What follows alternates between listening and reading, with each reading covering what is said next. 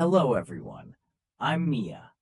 I'm a person who loves ghost stories, and I've watched a lot of horror ghost movies, but I didn't think this video would make me so scared. And here are real ghost stories.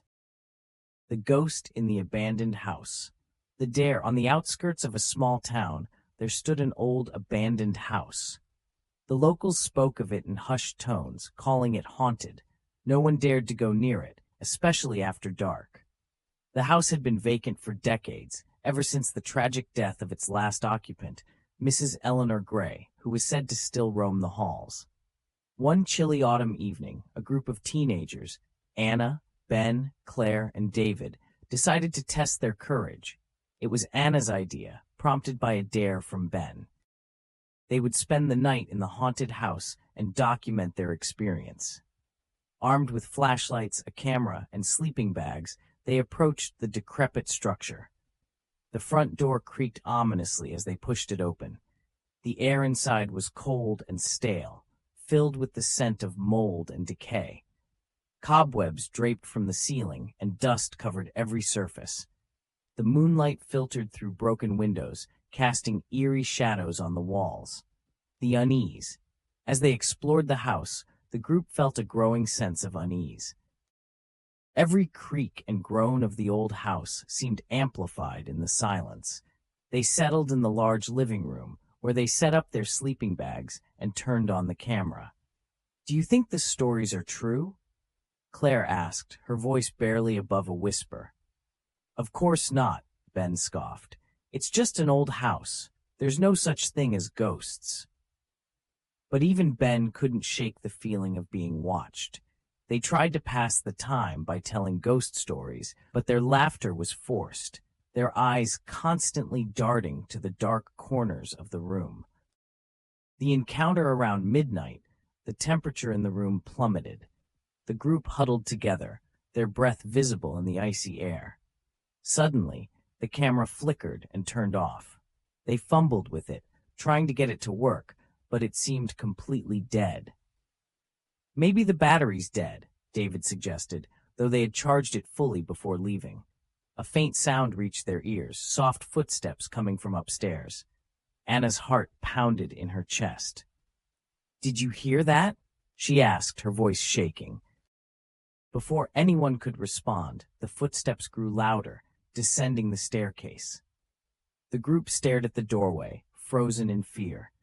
A pale figure appeared at the top of the stairs, a woman in an old-fashioned dress, her face hidden in shadow.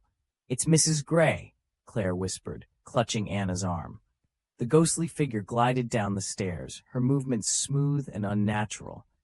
She stopped at the bottom, lifting her head to reveal hollow, sorrowful eyes. She raised a hand, pointing directly at Anna. The revelation paralyzed with fear. Anna couldn't move. The ghost began to speak, her voice echoing around the room. "Why have you come here?" she asked, her tone filled with sorrow and anger.